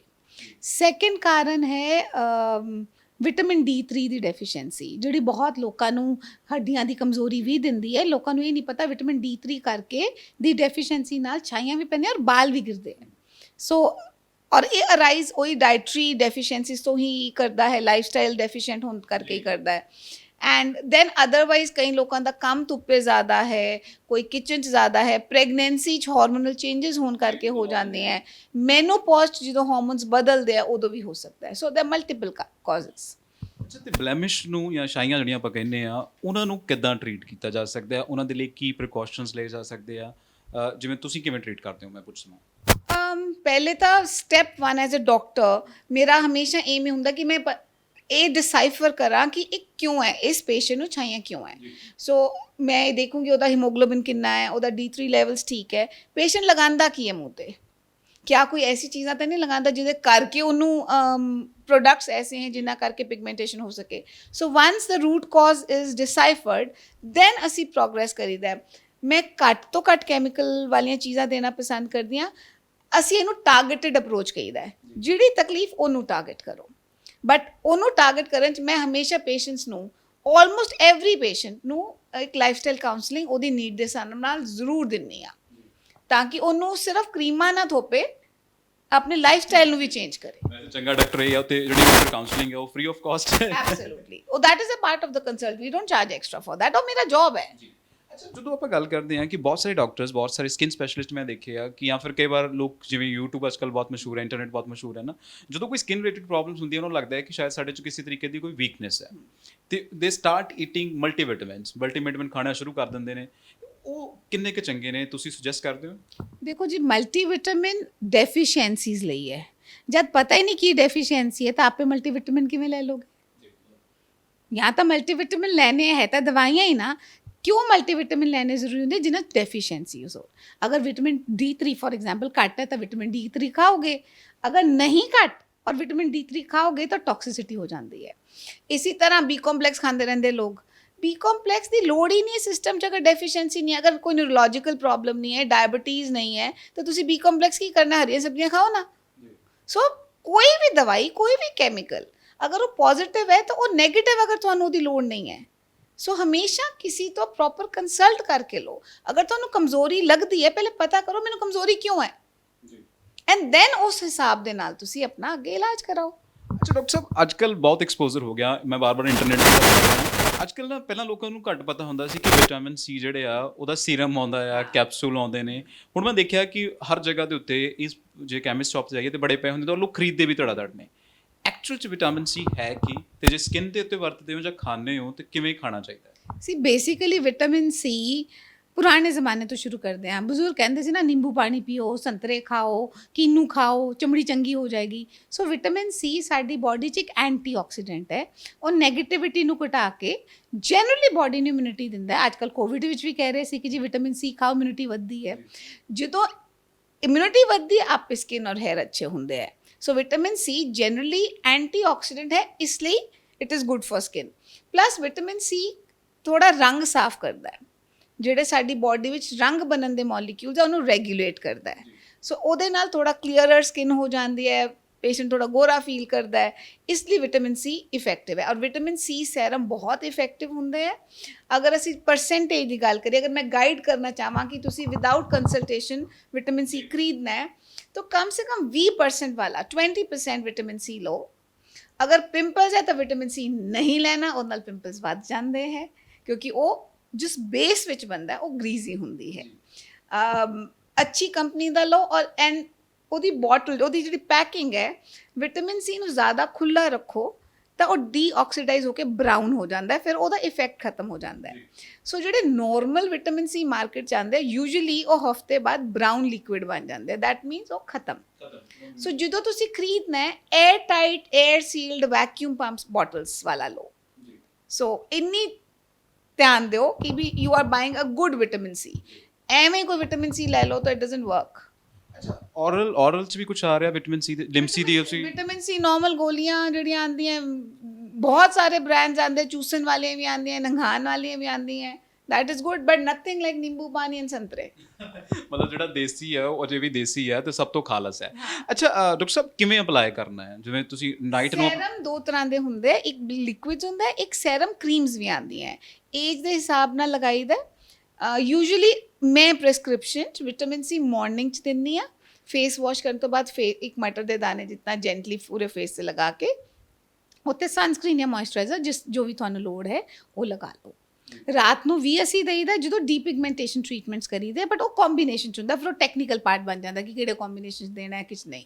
ਬਟ ਅਗਰ ਕਿਸੇ ਨੇ ਵੈਸੇ ਹੀ ਆਪਣੀ ਜਨਰਲ ਸਕਿਨ ਨੂੰ ਅੱਛਾ ਕਰਨ ਲਈ ਵਿਟਾਮਿਨ ਸੀ ਯੂਜ਼ ਕਰਨਾ ਹੈ, ਉਹਨੂੰ ਦਿਨੇ ਯੂਜ਼ ਕਰਨ ਅੰਡਰ ਅ ਸਨਸਕ੍ਰੀਨ। ਅੱਛਾ ਚਲੋ ਇਹ ਤਾਂ ਗੱਲ ਹੋ ਗਈ ਸੀ ਵਾਲੀ। ਹੁਣ ਮੈਂ ਸ਼ੁਰੂ ਤੋਂ ਕਿਹਾ ਸੀ ਕਿ ਅੱਜ ਕੱਲ ਮੁੰਡੇ ਵੀ ਉਨੇ ਹੀ ਸ਼ੌਂਕੀ ਨੇ ਜਿਵੇਂ ਕੁੜੀਆਂ ਸ਼ੌਂਕੀ। ਸੋਹਣਾ ਸਭ ਨੇ ਲੱਗਣਾ ਬਈ। ਅੱਛਾ ਤੇ ਕਿਵੇਂ ਮਤਲਬ ਮੁੰਡੇ ਜਦੋਂ ਆਉਂਦੇ ਨੇ ਤੇ ਕਿਹੜੀਆਂ ਪ੍ਰੋਬਲਮਸ ਖਾਸਾ ਹੁੰਦੀਆਂ ਉਹਨਾਂ ਦੇ ਲਈ? ਸੀ ਯੂਜੂਲੀ ਮੁੰਡਿਆਂ ਦੇ ਵੀ ਪ੍ਰੋਬਲਮ, ਇੱਕ ਤਾਂ ਪਿੰਪਲਸ ਬਹੁਤ ਜ਼ਿਆਦਾ ਹੁੰਦੇ ਬਿਕੋਜ਼ ਥੋੜੇ ਨੈਗਲੀਜੈਂਟ ਹੁੰਦੇ, ਡੈਂਡਰਫ ਬਹੁਤ ਹੁੰਦੀ ਹੈ, ਪਤਾ ਨਹੀਂ ਕਿੰਨਾ ਸਿਰ ਧੋਂਦੇ ਆ, ਕਿੰਨੇ ਧਿਆਨ ਨਾਲ ਸਿਰ ਧੋਂਦੇ ਆ। ਵੈਸੇ ਇਹ ਗੱਲਾਂ ਮੈਨੂੰ ਲੱਗਦਾ ਜਾਤੀ ਹੈ। ਨਹੀਂ ਬਿਲਕੁਲ ਨਹੀਂ, ਮੇਰਾ ਜਵਾਨ ਬੇਟਾ ਹੈ, ਮੈਨੂੰ ਵੀ ਪਤਾ ਹੈ ਘਰਾਂ 'ਚ ਕੀ ਹੁੰਦਾ ਹੈ। ਬਟ ਦੈਨ ਯੈਸ ਥੋੜਾ ਜਿਹਾ ਹੈ ਨਾ ਕਿ ਨੈਗਲੀਜੈਂਸ ਫੈਕਟਰ ਥੋੜਾ ਉਹ ਹੁੰਦਾ, ਕਿਉਂਕਿ ਬॉयਜ਼ ਨੂੰ ਉਹ ਕਹਿੰਦੇ ਨਹੀਂ ਸੀ ਪੰਜਾਬੀ 'ਚ ਸ਼ੇਰਾਂ ਨੇ ਕਦੋਂ ਮੂੰਹ ਧੋਤੇ, ਸ਼ੇਰ ਵੀ ਮੂੰਹ ਧੋਂਦੇ, ਸਭ ਨੂੰ ਮੂੰਹ ਧੋਣ ਦੀ ਲੋੜ ਪੈਂਦੀ ਹੈ। ਸੋ ਬॉयਜ਼ 'ਚ ਸਿਰਫ ਫਰਕ ਹੈ, ਸਾਰਾ ਕੁਝ ਕਾਮਨ ਹੈ। ਹਾਰਮੋਨਲ ਡਿਸਟਰਬੈਂਸਿਸ ਆਬਵੀਅਸਲੀ ਡਿਫਰੈਂਟ ਹੈ, ਬਟ ਸਕਿਨ ਕੇਅਰ ਦੇਖਿਆ ਜਾਏ ਪ੍ਰੈਕਟੀਕਲੀ ਕਾਮਨ ਹੁੰਦੀ ਹੈ। ਇਟਸ ਜਸਟ ਦੈਟ ਕਈ ਕਰੀਮਾਂ ਦੀ ਪਰਸੈਂਟੇਜ ਫਰਕ ਹੁੰਦੀ ਹੈ, ਬਿਕੋਜ਼ ਸਾਡੀ ਸਕਿਨ ਦੀ ਜਿਹੜੀ ਥਿਕਨੈਸ ਹੈ ਉਹ ਕੁੜੀਆਂ ਦੀ ਔਰ ਮੁੰਡਿਆਂ ਦੀ ਫਰਕ ਹੁੰਦੀ ਹੈ। ਐਂਡ ਕੁਝ ਡਿਜ਼ੀਜ਼ਸ ਜਿੱਦਾਂ ਨੋਡੂਲੋਸਿਸਟਿਕ ਐਕਨੀ ਵਿਚ ਮੀਨਸ ਫੋੜਿਆਂ ਵਾਲੀ ਐਕਨੀ, ਉਹ ਬॉयਜ਼ 'ਚ ਜ਼ਿਆਦਾ ਹੁੰਦੀ ਹੈ। ਕੰਧਿਆਂ ਤੇ ਐਕਨੀ, ਬੈਕ ਤੇ ਐਕਨੀ ਬॉयਜ਼ 'ਚ ਜ਼ਿਆਦਾ ਹੁੰਦੀ ਹੈ, ਔਰ ਉਹ ਸਲੋ ਹੀਲ ਕਰਦੀ ਹੈ ਬॉयਜ਼ 'ਚ। ਸੋ ਟੈਕਨੀਕਲੀ ਸਭ ਕੁਝ ਸੇਮ ਹੁੰਦਾ ਹੈ, ਸਿਰਫ ਕਿਤੇ ਕਿਤੇ ਸਾਨੂੰ ਵੇਰੀਏਸ਼ਨ ਕਰਨੀ ਪੈਂਦੀ ਹੈ। ਬਟ ਬॉयਜ਼ ਲਈ ਮੇਰੀ ਬॉटम ਲਾਈਨ ਫੁੱਟਨੋਟ ਇਹ ਹੈ ਕਿ ਧਿਆਨ ਰੱਖਣਾ ਜ਼ਰੂਰੀ ਹੈ ਔਰ ਸਾਫ਼ ਰਹਿਣਾ ਬਹੁਤ ਜ਼ਰੂਰੀ ਹੈ, because the percentage of dirty boys coming to us is much more. ਚਲੋ ਮੈਂ ਇਹਦੇ 'ਤੇ ਕੋਈ ਕਮੈਂਟ ਨਹੀਂ ਕਰਦਾ। ਅੱਛਾ ਦੂਸਰੇ ਬੰਨੇ ਜਦੋਂ ਆਪਾਂ ਕਹਿੰਦੇ ਅੱਜ ਕੱਲ੍ਹ ਟ੍ਰੀਟਮੈਂਟ ਬਹੁਤ ਚੱਲ ਪਏ ਨੇ, ਹਾਈਡਰਾ ਇੱਕ ਪਤਾ ਨਹੀਂ ਇਹਨਾਂ ਨੂੰ ਫੇਸ਼ੀਅਲ ਹੁੰਦਾ ਹੈ, ਕੀ ਹੁੰਦਾ ਹਾਈਡਰਾ ਟ੍ਰੀਟਮੈਂਟ ਹੁੰਦਾ, ਉਹ ਬॉयਜ਼ ਵੀ ਕਰਾਉਂਦੇ ਆ ਕਿ ਗਰਲਸ ਹੀ? ਸਾਰੇ ਕਰਾਉਂਦੇ। See, I told you, treatments are common, ਚਾਹੇ ਉਹ ਲੇਜ਼ਰਸ ਹੋਣ, ਚਾਹੇ ਉਹ ਹਾਈਡਰਾ ਫੇਸ਼ੀਅਲ ਇੱਕ ਬਹੁਤ ਬੇਸਿਕਲੀ ਬਿਊਟੀ ਪਾਰਲਰ ਟਰਮ ਹੈ। ਹਾਈਡਰਾਸ ਕੀ ਹੁੰਦਾ ਹੈ, ਬੇਸਿਕਲੀ ਲੋਕ ਵਾਟਰ ਬੇਸਡ ਕਰਦੇ ਹੈ, ਬਟ ਐਜ਼ ਫਿਜ਼ੀਸ਼ੀਅਨ ਐਜ਼ ਕਲੀਨਿਸ਼ੀਅਨਸ ਅਸੀਂ ਵਾਟਰ ਬੇਸਡ ਨਹੀਂ ਕਰੀਦੇ, ਅਸੀਂ ਪ੍ਰੋਡਕਟ ਬੇਸਡ ਕਰੀਦੇ ਹੈ। ਕਿਸੇ ਪੇਸ਼ੈਂਟ ਨੂੰ ਅਗਰ ਲੈਟ ਅਸ ਪ੍ਰੀਜ਼ਿਊਮ ਏਜਿੰਗ ਹੈ ਐਂਡ ਉਹਦੇ ਕਰਕੇ ਸਕਿਨ ਲੂਜ਼ ਹੈ ਔਰ ਅਸੀਂ ਐਂਟਾ ਏਜਿੰਗ ਹਾਈਡਰਾ ਕਰਨਾ ਹੈ, ਤਾਂ ਉਹਦੇ 'ਚ ਪ੍ਰੋਬਬਲੀ ਮੈਂ lactic acid, glycolic acid, glutathione, vitamin C use करूँगी, पानी नहीं यूज़ करूँगी। सो there's a lot of difference when you get a hydra done in a parlor and ਤੁਸੀਂ ਇੱਕ ਪ੍ਰੋਪਰ ਟੈਕਨੀਕਲ ਉਤੋਂ ਕਰਦੇ ਹੋ। ਮੈਂ ਆਪਣੀ ਪ੍ਰੈਕਟਿਸ ਅਕੇਲਾ ਹਾਈਡਰਾ ਨਹੀਂ ਕਰਦੀ। ਇੱਕ ਵਾਰੀ ਸਕਿਨ ਨੂੰ ਅਗਰ ਤੁਸੀਂ ਪੰਪ ਕਰਤਾ ਤਾਂ ਉਹਨੂੰ ਆਕਸੀਜਨ ਦੇਣਾ ਵੀ ਜ਼ਰੂਰੀ ਹੁੰਦਾ, ਸੋ ਮੈਂ ਆਕਸੀਜਨੇਸ਼ਨ ਵੀ ਕਰਦੀ ਹਾਂ। ਇਹ ਜਿੰਨੀਆਂ ਥੈਰੇਪੀਜ਼ ਆਉਂਦੀਆਂ ਇਹ ਟੈਕਨੀਕਲ ਹੈ and they have a protocol and there is a way to do them. So unless until ਤੁਸੀਂ ਉਹਨੂੰ ਉਸੇ step wise protocol ਦੇ ਹਿਸਾਬ ਨਾਲ ਨਹੀਂ ਕਰਦੇ, it doesn't give you the right result. And then again ਹਰ ਕਿਸੇ ਤੇ ਨਹੀਂ ਹੋ ਸਕਦੀ, ਲੋੜ ਹੀ ਨਹੀਂ ਹੈ ਤਾਂ ਕਰਨ ਦੀ ਵੀ ਲੋੜ ਨਹੀਂ ਹੈ। ਅਗੇਨ ਸੇਮ ਥੈਰੇਪੀ ਅਲੱਗ-ਅਲੱਗ ਲੋਕਾਂ 'ਚ ਅਲੱਗ-ਅਲੱਗ ਤਰੀਕਿਆਂ ਨਾਲ ਵੀ ਕੀਤੀ ਜਾਂਦੀ ਹੈ, ਉਹਦੇ ਲਈ ਐਕਸਪਰਟਿਜ਼ ਚਾਹੀਦੀ ਹੁੰਦੀ ਹੈ। ਮਤਲਬ ਕਿ ਅਸੀਂ ਜੇ ਸੁਣ ਲੈਂਦੇ ਹਾਂ ਟਰਮ ਤੇ ਅਸੀਂ ਇਹ ਨਹੀਂ ਚਾਹੁੰਦੇ ਕਿ ਵਿਆਹ ਆ ਜੀ ਮੇਰਾ ਤੇ ਮੈਂ ਹਾਈਡਰਾ ਟ੍ਰੀਟਮੈਂਟ ਕਰਾ ਲਾਂ। ਇੱਦਾਂ ਕਰੋ, ਵਿਆਹ ਹੈ ਮੇਰਾ ਜੀ, ਮੇਰੀ ਸਕਿਨ ਚੰਗੀ ਕਰ ਦਿਓ। ਹੁਣ ਲੈਟ ਦ ਡਾਕਟਰ ਡਿਸਾਈਡ ਕਿ ਤੁਹਾਡੇ ਲਈ ਬੈਸਟ ਕੀ ਹੈ, ਸਿਰਫ ਸੁਣ ਸੁਣਾ ਕੇ ਥੈਰੇਪੀਜ਼ ਨਹੀਂ ਕਰਾਓ। ਅੱਛਾ ਅਦਰਵਾਈਜ਼ ਜੇ ਆਪਾਂ ਹਾਈਡਰਾ ਦੀ ਗੱਲ ਕਰੀਏ ਤਾਂ ਵਿਆਹ ਵਾਲੇ ਲੋਕ ਆਉਂਦੇ ਨੇ ਤੁਹਾਡੇ ਕੋਲ ਕੀ ਕਰਾ ਦੋ? ਬਹੁਤ ਆਉਂਦੇ ਪਰ ਮੇਰਾ ਯੂਜੂਲੀ ਕੀ ਹੈ ਕਿ ਜਿਹੜੇ ਬੱਚੇ ਮੇਰੇ ਇੱਦਾਂ ਨਹੀਂ ਆਉਂਦਾ ਪੇਸ਼ੈਂਟ ਕਿ ਜੀ ਆਏ ਔਰ ਜੀ ਮੇਰਾ ਕੱਲ ਅਗਲੇ ਹਫਤੇ ਵਿਆਹ ਤਾਂ ਮੇਰਾ ਕੁਝ ਕਰ ਦਿਓ, ਨੋ। ਮੇਰੇ ਯੂਜੂਲੀ ਜਨਰਲ ਪੇਸ਼ੈਂਟਸ ਜਿਹੜੇ ਹੈ ਅਸੀਂ ਉਹਨਾਂ ਨੂੰ ਜਦੋਂ ਕਾਉਂਸਲ ਕਰਦੇ, ਮੈਂ ਤੁਹਾਨੂੰ ਦੱਸਿਆ ਮੇਰੀ ਕੰਸਲਟੇਸ਼ਨ ਬਹੁਤ ਵੱਡਾ ਪਾਰਟ ਕਾਉਂਸਲਿੰਗ ਦਾ ਹੁੰਦਾ ਹੈ, ਤਾਂ ਮੈਂ ਆਪਣੇ ਉਹ ਬੱਚਿਆਂ ਨੂੰ ਇੱਦਾਂ ਕਾਉਂਸਲ ਕੀਤਾ ਹੁੰਦਾ ਕਿ ਮੋਸਟ ਆਫ ਮਾਈ ਪੇਸ਼ੈਂਟਸ ਕੋਈ ਫੇਸ਼ੀਅਲਸ ਨਾਰਮਲ ਨਹੀਂ ਕਰਾਉਂਦਾ, ਪਾਰਲਰਸ ਨਹੀਂ ਜਾਂਦੇ, ਉਹ ਸਕਿਨ ਕੇਅਰ ਕਰਦੇ ਹੈ, ਮੈਂ ਬੱਚਿਆਂ ਨੂੰ ਡਾਂਟਦੀ ਵੀ ਹਾਂ, weight control ਵੀ ਕਰਾਉਂਦੀ ਹਾਂ, skin care ਵੀ ਕਰਾਉਂਦੀ ਹਾਂ, diet suggest ਵੀ ਕਰਦੀ ਹਾਂ, ਐਂਡ ਫਿਰ ਉਹ ਵਿਆਹ ਦੇ ਆਸ-ਪਾਸ ਉਹ ਕਹਿੰਦੇ ਨਾ ਚਮਕਾ ਮਰਵਾਉਣ ਲਈ ਆ ਜਾਂਦੇ ਆ, ਦੈਟਸ ਇਟ। ਉਹ ਆਲਰੇਡੀ ਚਮਕ ਚੁੱਕੇ ਹੁੰਦੇ ਬਿਕੋਜ਼ ਬਹੁਤ ਕੁਝ ਬੈਟਰ ਹੋ ਜਾਂਦਾ ਉਹਨਾਂ ਦੀ ਲਾਈਫ ਸਟਾਈਲ 'ਚ। ਮੇਰਾ ਸਵਾਲ ਫਿਰ ਉਹੀ ਹੈ ਕਿ ਚਮਕਾ ਜਿਹੜਾ ਵਿਆਹ ਤੋਂ ਪਹਿਲਾਂ ਮਾਰਦੇ ਹੋ, ਕੀ ਚਮਕਾ ਮਾਰਦੇ ਹੋ? ਅਗੇਨ ਸਕਿਨ ਡਿਪੈਂਡੈਂਟ ਹੈ ਬੇਸਿਕ ਤੋਂ ਸੀ ਹੁੰਦਾ ਕੀ ਹੈ, ਜਿਵੇਂ ਵਿਆਹ ਐਸੀ ਚੀਜ਼ ਹੈ ਹਰ ਕੋਈ ਆਪਣੀ ਪਾਕਟ ਦੇ ਹਿਸਾਬ ਨਾਲ ਚੱਲਦਾ ਹੈ, ਬਜਟ ਦੇ ਹਿਸਾਬ ਨਾਲ ਚੱਲਦਾ ਹੈ ਨਾ। ਪੇਸ਼ੈਂਟ ਦੀ ਜਿੰਨੀ ਨੀਡ ਹੈ, ਜਿੰਨਾ ਬਜਟ, ਉਸ ਹਿਸਾਬ ਨਾਲ ਤੁਸੀਂ ਮਾਈਕਰੋਡਰਮੇਬ੍ਰੇਸ਼ਨ ਕਰ ਸਕਦੇ ਹੋ, ਹਾਈਡਰਾ ਪਲੇਨ ਕਰ ਸਕਦੇ ਹੋ, ਹਾਈਡਰਾ ਰਿਫਾਈਨਡ ਕਰ ਸਕਦੇ ਹੋ, ਹਾਈਡਰਾ ਆਕਸੀਜਨੇਸ਼ਨ ਕਰ ਸਕਦੇ ਹੋ, ਈਵਨ ਲੇਜ਼ਰ ਰੀਜੂਵਿਨੇਸ਼ਨ ਕਰ ਸਕਦੇ ਹੋ, PRP ਕਰ ਸਕਦੇ ਹੋ। ਪੀਆਰਪੀ ਇੱਕ ਸਾਊਂਡ ਹੀ ਬੜਾ ਲੱਗਦਾ ਕਿ ਪੀਆਰ, ਕਿਉਂ ਪੰਜਾਬੀਆਂ ਨੂੰ ਬਹੁਤ ਪਸੰਦ ਹੁੰਦੀ ਪੀਆਰ। ਪੀਆਰਪੀ ਕੀ ਹੈ? ਪੀਆਰ ਨਹੀਂ ਹੈ, ਅਸੀਂ ਕੈਨੇਡਾ ਨਹੀਂ ਭੇਜ ਰਹੇ ਕਿਸੇ ਨੂੰ। ਪੀਆਰਪੀ ਹੁੰਦਾ ਪਲੇਟਲੇਟ ਰਿਚ ਪਲਾਜ਼ਮਾ। ਤੁਹਾਡਾ ਬਲੱਡ ਲਿੱਤਾ ਜਾਂਦਾ ਹੈ ਇੱਕ ਸਪੈਸੀਫਿਕ ਸੈਂਟਰੀਫਿਊਗਲ ਮਸ਼ੀਨ 'ਚ, ਕੈਮੀਕਲ ਪਾ ਕੇ ਉਹਨੂੰ ਅਲੱਗ ਕੀਤਾ ਜਾਂਦਾ ਹੈ, ਉਹਦੀਆਂ ਲੇਅਰਸ ਬਣਦੀਆਂ, ਉਹਦੇ 'ਚੋਂ ਜਿਹੜਾ ਪਲਾਜ਼ਮਾ ਕੱਢੀਦਾ ਉਹ ਪਲੇਟਲੇਟ ਰਿਚ ਹੁੰਦਾ। ਪਲੇਟਲੇਟ ਉਹ ਪਾਰਟ ਹੈ ਜਿਹ ਸਟੈਮ ਸੈਲਸ ਹੁੰਦੇ ਆ। ਸੋ ਉਹਦਾ ਜਿਹੜਾ ਰਿਚੈਸਟ ਪਾਰਟ ਹੁੰਦਾ, ਇਹ ਤੁਹਾਡੀ ਮਸ਼ੀਨ 'ਤੇ ਡਿਪੈਂਡ ਕਰਦਾ ਕਿ ਤੁਹਾਨੂੰ ਕਿੰਨੀਆਂ ਲੇਅਰਸ ਮਿਲਦੀਆਂ। ਮੇਰੇ ਕੋਲ ਜਿਹੜੀ ਮਸ਼ੀਨ ਹੈ ਉਹ 'ਚ ਅਸੀਂ ਰਿਚ ਪਲਾਜ਼ਮਾ ਅਲੱਗ ਕਰ ਸਕਦੇ ਹਾਂ, ਪੂਅਰ ਪਲਾਜ਼ਮਾ ਅਲੱਗ ਕਰ ਸਕਦੇ ਹਾਂ। So it's a high end machine. So ਅਸੀਂ ਉਹ ਜਿਹੜਾ ਰਿਚ ਪਲਾਜ਼ਮਾ ਹੈ ਉਹਨੂੰ ਫਿਰ ਪੇਸ਼ੈਂਟ 'ਤੇ ਯੂਜ਼ ਕਰੀਦਾ, ਚਾਹੇ ਹੈਅਰ ਗਰੋਥ ਲਈ, ਚਾਹੇ ਫੇਸ਼ੀਅਲ ਰੀਜੂਵਿਨੇਸ਼ਨ ਲਈ, ਚਾਹੇ ਐਂਟੀ ਏਜਿੰਗ ਲਈ। ਅਗੇਨ ਹਰ ਡਾਕਟਰ ਦੀ ਆਪਣੀ ਆਪਣੀ ਰੈਸਿਪੀ ਹੁੰਦੀ ਹੈ। ਮੈਂ ਵੀ ਹੈਵ ਥੀਜ਼ ਸਟੇਬਲਾਈਜ਼ਰਸ ਕਹੀਦਾ, ਅਸੀਂ ਉਹਨਾਂ ਨੂੰ ਸਪੇਨ ਤੋਂ ਮੰਗਾਈ ਦੇ, ਉਹ ਅਸੀਂ ਆਪਣੇ ਸਟੈਮ ਸੈਲਸ 'ਚ ਪਾ ਕੇ ਉਹਨਾਂ ਨੂੰ ਸਟੇਬਲ ਕਰੀਦਾ ਹੈ ਤਾਂ ਕਿ ਉਹ ਜੋ ਸਕਿਨ 'ਚ ਜਾਣ ਉਹ ਟੁੱਟ ਨਾ ਜਾਣ ਔਰ ਇਫੈਕਟਿਵ ਰਹਿਣ। ਬਿਕੋਜ਼ ਸਟੱਡੀਜ਼ ਇਹ ਸ਼ੋ ਕਰਦੇ ਕਿ ਅਕੇਲਾ ਅਗਰ ਤੁਸੀਂ ਪਲੇਟਲੇਟਸ ਪਾ ਦਿੰਦੇ ਹੋ, ਉਹਦਾ ਰਿਜ਼ਲਟ ਕੁਐਸਚਨ ਮਾਰਕ ਹੈ। ਸੋ ਐਂਡ ਦੈਨ ਅਸੀਂ ਨੀਡਲ ਫ੍ਰੀ ਕਰੀਦਾ ਹੈ, ਡਾਕਟਰਸ ਸਿਰਿੰਜਸ ਨਾਲ ਕਰਦੇ ਹੈ। We have a machine, मैं ਤੁਹਾਨੂੰ ਦਿਖਾਉਂਗੀ। It is a high-end machine ਜਿਸ 'ਚ ਮਾਈਕਰੋ ਨੀਡਲਸ ਹੈ, but there is a technology called electrophoresis। ਉਹਦੇ ਨਾਲ ਉਹ ਦਵਾਈ ਨੂੰ ਧੱਕਾ ਮਾਰਦੀ ਹੈ ਟੂ ਦਾ ਟਾਰਗੇਟ ਏਰੀਆ। ਸੋ ਤੁਸੀਂ ਗੱਲਾਂ ਕਰਦੇ ਕਰਦੇ, ਗੱਪਾਂ ਮਾਰਦੇ ਮਾਰਦੇ ਕੰਮ ਖਤਮ। ਪੇਸ਼ੈਂਟ ਨੂੰ ਪਤਾ ਹੀ ਨਹੀਂ ਲੱਗਦਾ, ਕੋਈ ਦਰਦ ਹੀ ਨਹੀਂ ਹੈ, and the patients happy. I don't feel like doing that ਇੰਨੀਆਂ ਨੀਡਲ ਮੂੰਹ 'ਚ ਅਗਰ ਤੁਸੀਂ ਸਭ ਜਗ੍ਹਾ ਪਾਣਾ ਹੈ, ਤੁਸੀਂ 100 ਜਗ੍ਹਾ ਸੂਈ ਖਵਾਓਗੇ, ਨਾਟ ਡਨ। ਔਰ ਫਿਰ ਉਹਦੇ ਰਿਐਕਸ਼ਨ ਵੱਖਰੇ ਨੇ। ਡੈਪਥ ਨਹੀਂ ਮੋਨੀਟਰ ਕਰ ਸਕਦੇ ਅਸੀਂ, ਜਿੰਨੇ ਮਰਜ਼ੀ ਰਿਫਾਈਨਡ ਸਰਜਨਸ ਐਂਡ ਫਿਜ਼ੀਸ਼ੀਅਨਸ ਹੋਈਏ। ਜਿਹੜੀ ਟੈਕਨੋਲੋਜੀਜ਼ ਹੈ, ਨੀਡਲ ਡੈਪਥ ਹੈ, ਨੀਡਲ ਦੀ ਡਿਸਪੈਂਸਿੰਗ ਪਾਵਰ ਹੈ, ਅਗਰ ਉਹ ਮੋਨੀਟਰਡ ਹੈ, ਕੰਪਿਊਟਰਾਈਜ਼ਡ ਹੈ, it is always better.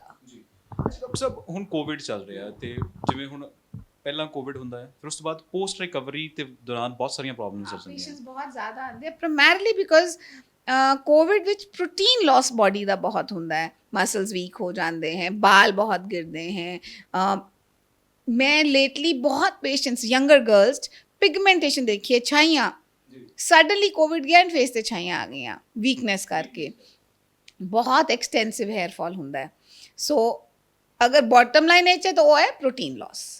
So protein loss ਨੂੰ ਰਿਕਵਰ ਕਰਨਾ ਕੋਵਿਡ ਵਿੱਚ ਬਹੁਤ ਜ਼ਰੂਰੀ ਹੈ। ਭਗਵਾਨ ਨਾ ਕਰੇ ਅਗਰ ਤੁਹਾਨੂੰ ਤੁਹਾਡੇ ਘਰ 'ਚ ਕਿਸ ਨੂੰ ਕੋਵਿਡ ਹੈ, ਉਹਦੀ ਡਾਈਟ ਵਿੱਚ ਮੇਕ ਸ਼ੋਰ ਕਿ ਹਾਈ ਪ੍ਰੋਟੀਨ ਡਾਈਟ ਹੋਏ। ਤੁਸੀਂ ਨਾਨ ਵੈਜੀਟੇਰੀਅਨ ਹੋ ਤਾਂ ਸਵੇਰੇ ਐਗ ਵਾਈਟਸ ਦਿਓ, ਸਪਰਾਊਟਸ ਲਓ, ਹਰੀ ਸਬਜ਼ੀਆਂ ਜ਼ਰੂਰ ਖਾਓ, ਡਾਈਟ ਅੱਛੀ ਰੱਖੋ। ਜਿੰਨੀ ਅੱਛੀ ਡਾਈਟ ਡਿਊਰਿੰਗ ਕੋਵਿਡ ਰੱਖੋਗੇ ਉਨੇ ਸਾਈਡ ਇਫੈਕਟਸ ਬਾਅਦ 'ਚ ਘੱਟ ਆਉਣਗੇ। ਅੱਛਾ, ਅਕਸਰ ਦੇਖਿਆ ਹੈ ਕਿ ਓਮੇਗਾ 3 ਦੇ ਲਈ ਨਾ ਫਿਸ਼ ਆਇਲ ਬਹੁਤ ਵਰਤਦੇ ਹਾਂ ਅਸੀਂ। ਕਿੰਨੇ ਕੁ ਕਾਰਗਰ ਹੈ? ਇੱਕ ਨਾਰਮਲ ਲੇਮੈਨ ਬੰਦਾ ਫਿਸ਼ ਆਇਲ ਲੈ ਸਕਦਾ? ਹਾਂ, ਲੈ ਸਕਦਾ। Fish oil is good. Omega 3 fatty acids ਪਹਿਲੇ ਕਹਿੰਦੇ ਸੀ, ਬਟ ਟੈਕਨੀਕਲੀ ਹਿਊਮਨ ਬੋਡੀ 'ਚ ਓਮੇਗਾ 3, 6, 9 ਤਿੰਨ ਤਰ੍ਹਾਂ ਦੇ ਫੈਟੀ ਐਸਿਡਸ ਹੁੰਦੇ ਆ। ਬਟ ਅਗਰ ਇੱਕ ਇਨਸਾਨ ਵੈਸੇ ਹੀ ਸੀ ਕੌਡ ਲੈਣਾ ਚਾਹੁੰਦਾ ਹੈ, which is a normal brand name available, ਲੈ ਸਕਦਾ, but avoid it during summers. ਉਹ ਜਿੱਦਾਂ ਪੰਜਾਬੀ 'ਚ ਕਹਿੰਦੇ ਨਾ ਗਰਮੀ ਹੋ ਜਾਂਦੀ ਹੈ, ਵੈਸੇ ਗਰਮੀ ਹੁੰਦੀ ਨਹੀਂ, ਬਟ ਨਹੀਂ ਲੈਣਾ ਚਾਹੀਦਾ। It's a winter molecule. ਅੱਛਾ, ਹੁਣ ਮਤਲਬ ਮੇਰੇ ਸਵਾਲ ਵੈਸੇ ਖਤਮ ਨਹੀਂ ਹੋ ਰਹੇ। 3 ਮੈਜਿਕ ਜਿਹੜੀਆਂ ਚੀਜ਼ਾਂ ਨੇ, ਜਿਹੜੀਆਂ ਜਾਂ ਤੁਸੀਂ ਪ੍ਰੋਡਕਟ ਦੱਸੋ ਸਾਨੂੰ, ਜਾਂ ਫਿਰ ਇਹ ਦੱਸੋ ਕਿ ਘਰ ਦੇ ਵਿੱਚ 3 ਮੈਜਿਕ ਚੀਜ਼ਾਂ ਨੇ ਜਿਹਦੇ ਨਾਲ ਤੁਸੀਂ ਆਪਣੀ ਸਕਿਨ ਨੂੰ ਹੈਲਦੀ ਰੱਖ ਸਕਦੇ ਹੋ। Tips 3 magic tips. ਮੈਂ ਪ੍ਰੋਡਕਟਸ ਦੇ ਨਾਮ ਨਹੀਂ ਲੈ ਸਕਦੀ, that will be unethical, and products ਕਦੀ ਮੈਜੀਕਲ ਨਹੀਂ ਹੁੰਦੇ। ਮੈਜੀਕਲ 3 ਚੀਜ਼ਾਂ ਜਿਹੜੇ ਮੇਰੇ ਘਰ 'ਚ ਹੈ: ਪਾਣੀ, ਸਲੀਪ, ਡਾਇਟ। ਬਹੁਤ ਸੇਫ ਹੈ, ਪਰ ਮੈਨੂੰ ਲੱਗਦਾ ਕਿ no nothing involved, no money involved, zero cost। ਸੋ ਕਿਤੇ ਨਾ ਕਿਤੇ ਉਹ ਸਾਰੀਆਂ ਚੀਜ਼ਾਂ ਇਨਵੋਲਵਡ ਨੇ ਜਿਹੜੀਆਂ ਤੁਸੀਂ ਕਿਤੇ, ਮੈਨੂੰ ਲੱਗਦਾ ਲਗਜ਼ਰੀ ਨਹੀਂ ਲੱਗਦੀ, ਪਰ ਇਹ ਅੱਜ ਕੱਲ੍ਹ ਲਗਜ਼ਰੀ ਬਣੀਆਂ ਹੋਈਆਂ ਨੇ। ਫਿਲਹਾਲ ਬਹੁਤ ਸਾਰੇ ਕੁਐਸਚਨ ਹੋਰ ਨੇ, ਪਰ ਇਹਨਾਂ ਦਾ ਟ੍ਰੀਟਮੈਂਟ ਜਿਹੜਾ ਥੈਰੇਪੀ ਹੈ ਕਿਵੇਂ ਕਰ ਰਹੇ ਨੇ ਉਹ ਵੀ ਤੁਹਾਨੂੰ ਦਿਖਾਉਂਦੇ ਆ ਤੇ ਦਿੰਦੇ ਆ ਕੁਇਕ ਜਿਹੜਾ ਇੱਕ ਟੂਰ ਤੁਹਾਨੂੰ। ਤੇ ਚੱਲੀਏ ਫਿਰ ਮੈਮ।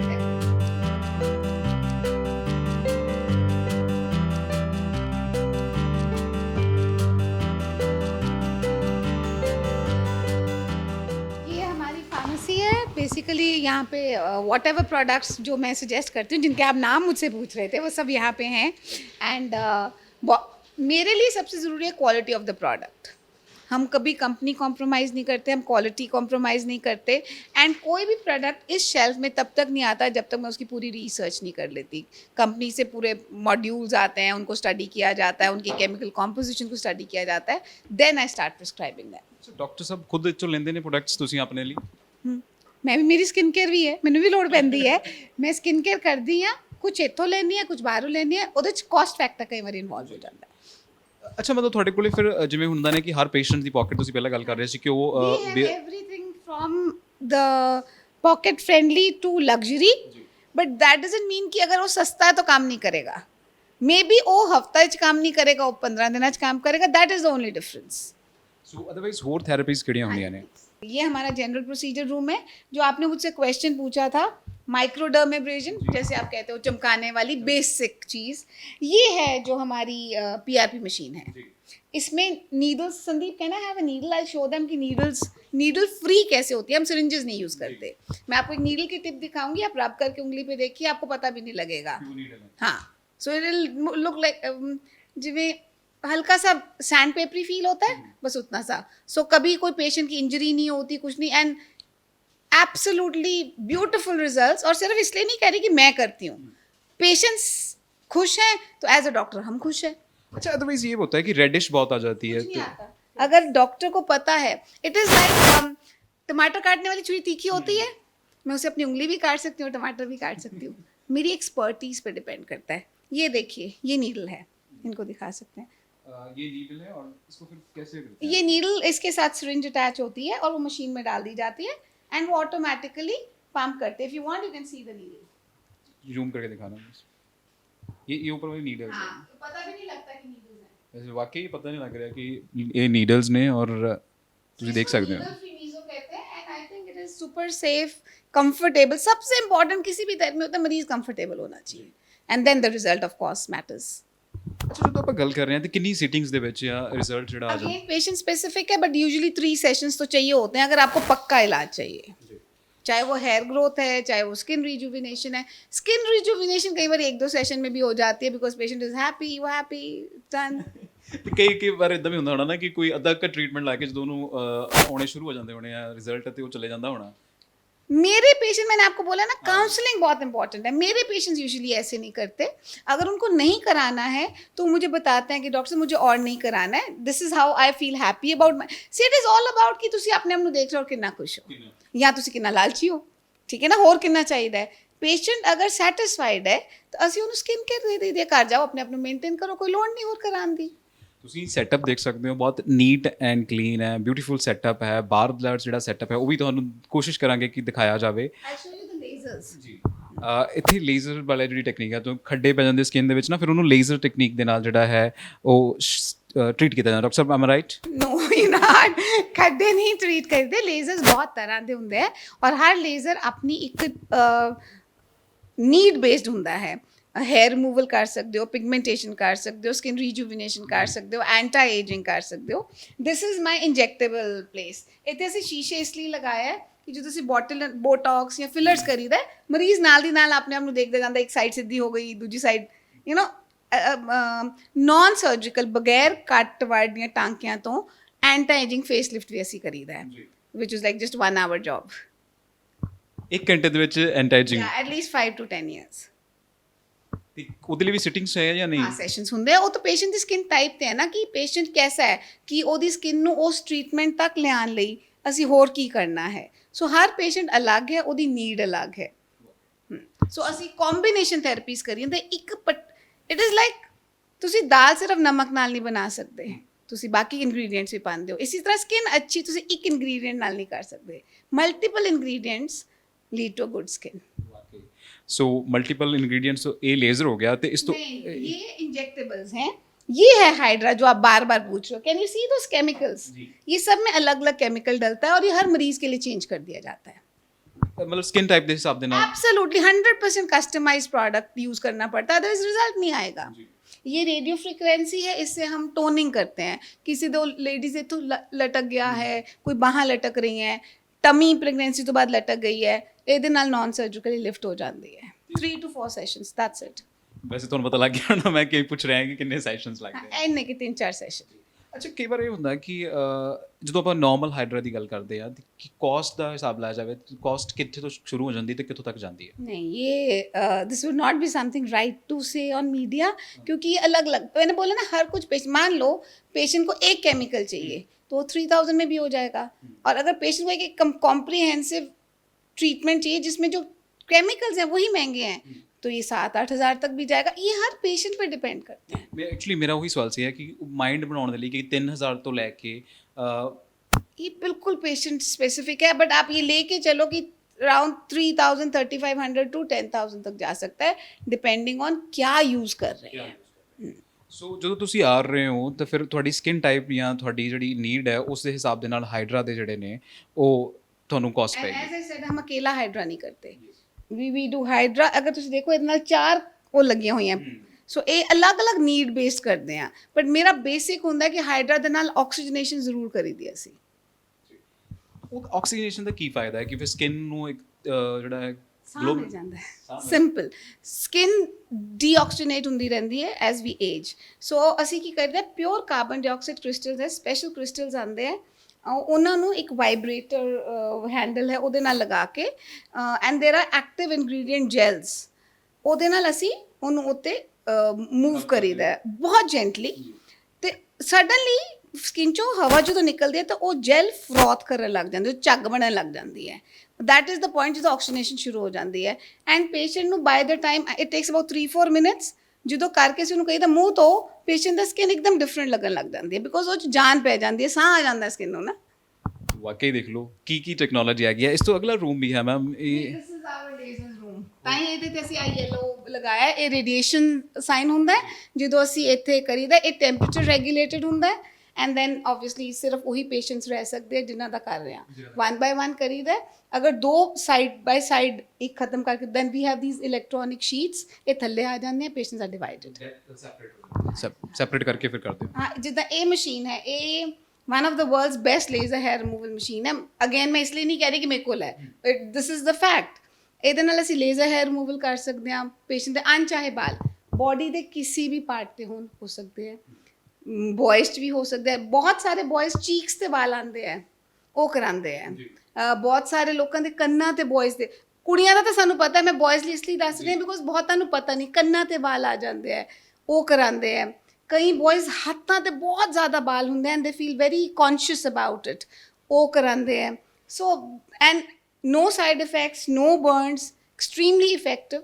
ਬਟ ਹੇਅਰ ਰਿਮੂਵਲ ਕਰਾਉਣ ਵੇਲੇ ਜਦੋਂ ਤੁਸੀਂ ਬਾਲ ਕਢਵਾਉਣੇ, ਯਾਦ ਰੱਖੋ ਇੱਕ ਵਾਰੀ 'ਚ ਨਹੀਂ ਹੁੰਦਾ, ਇਹਦੇ ਲਈ 8-10 ਸੈਸ਼ਨਸ ਯੂਜੂਅਲੀ ਲੱਗਦੇ ਹੈ, ਸਪੈਸ਼ਲੀ ਅਗਰ ਹਾਰਮੋਨਲ ਡਿਪੈਂਡੈਂਟ ਹੈ। ਬॉयज़ ਦਾ ਕੋਈ ਵੀ ਏਰੀਆ ਹੋਵੇ ਉਹਨੂੰ 5-6 ਸੈਸ਼ਨਸ ਲੱਗਦੇ ਹੈ। ਸੋ ਬॉयਜ਼ ਦਾ ਥੋੜਾ ਘੱਟ ਲੱਗਦਾ ਹੈ ਔਰ ਵਿਮਨਸ ਦਾ ਜ਼ਿਆਦਾ ਲੱਗਦਾ ਹੈ। ਉਮੀਦ ਹੈ ਕਿ ਤੁਹਾਨੂੰ ਅੱਜ ਵਾਲਾ ਜਿਹੜਾ ਹੈਲਥ ਮੰਤਰਾ ਹੈ ਇਹ ਪਸੰਦ ਆਏਗਾ, ਪਰ ਧਿਆਨ ਰੱਖੋ ਕਿ ਉਹ ਚੀਜ਼ਾਂ ਜਿਹੜੀਆਂ ਸਾਨੂੰ ਕਿਤੋਂ ਮੁੱਲ ਨਹੀਂ ਲੈਣੀਆਂ ਪੈਂਦੀਆਂ, ਚੰਗੀ ਨੀਂਦ, ਚੰਗਾ ਖਾਣਾ ਤੇ ਆਪਣੇ ਆਪ ਨੂੰ ਰਿਲੈਕਸ ਰੱਖਣਾ, ਉਹ ਹਮੇਸ਼ਾ ਕੰਮ ਕਰਦਾ ਆ। ਡਾਕਟਰ ਸਾਹਿਬ, ਤੁਸੀਂ ਸਾਡੇ ਨਾਲ ਗੱਲਬਾਤ ਕੀਤੀ, ਅਗੇਨ ਤੁਸੀਂ ਆਪਣਾ ਕੀਮਤੀ ਸਮੇਂ ਦਿੱਤਾ, ਬਹੁਤ ਬਹੁਤ ਧੰਨਵਾਦ। ਐਬਸੋਲੂਟਲੀ ਮਾਈ ਪਲੇਜ਼ਰ, ਮੈਨੂੰ ਵੀ ਬਹੁਤ ਅੱਛਾ ਲੱਗਾ। ਲੋਟ ਆਫ ਟਾਈਮ ਸਾਨੂੰ ਲੱਗਦਾ ਹੈ ਪੇਸ਼ੈਂਟਸ ਅਵੇਅਰ ਨਹੀਂ ਹੈ, ਉਹਨਾਂ ਨੂੰ ਰਾਈਟ ਨੌਲੇਜ ਨਹੀਂ ਹੈ, ਔਰ ਇੱਦਾਂ ਦੇ ਮੀਡੀਆ ਤੋਂ ਅਸੀਂ ਉਹਨਾਂ ਨੂੰ ਐਗਜ਼ੈਕਟ ਐਟਲੀਸਟ ਠੀਕ ਗਾਈਡ ਤਾਂ ਕਰ ਸਕਦੇ ਹਾਂ। ਵਾਕਈ ਗਾਈਡ ਕਰਨਾ ਬਹੁਤ ਜ਼ਰੂਰੀ ਹੈ। ਸਾਨੂੰ ਕਈ ਵਾਰ ਲੱਗਦਾ ਹੈ ਕਿ ਸ਼ਾਇਦ ਬਹੁਤ ਸਾਰੇ ਸਕਿਨ ਸਪੈਸ਼ਲਿਸਟ ਨੇ ਜਾਂ ਡਾਕਟਰ ਨੇ, ਪਰ ਉਹਨਾਂ ਦੇ ਵਿੱਚੋਂ ਸਾਨੂੰ ਕੋਈ ਚੰਗੀ ਸਲਾਹ ਨਹੀਂ ਦੇ ਰਿਹਾ। ਜਦੋਂ ਚੰਗੀ ਸਲਾਹ ਮਿਲਦੀ ਹੈ ਤਾਂ ਫਿਰ ਟ੍ਰੀਟਮੈਂਟ ਚੰਗਾ ਹੁੰਦਾ ਹੈ। ਇੱਦਾਂ ਦੇ ਚੰਗੇ ਡਾਕਟਰ, ਇੱਦਾਂ ਦੇ ਸਕਿਨ ਸਪੈਸ਼ਲਿਸਟ ਜਾਂ ਹੋਰ ਸਪੈਸ਼ਲਿਸਟ ਤੁਹਾਡੇ ਨਾਲ ਮੈਂ ਉਹਨਾਂ ਨੂੰ ਰੂਬਰੂ ਕਰਦਾ ਰਹਾਂਗਾ।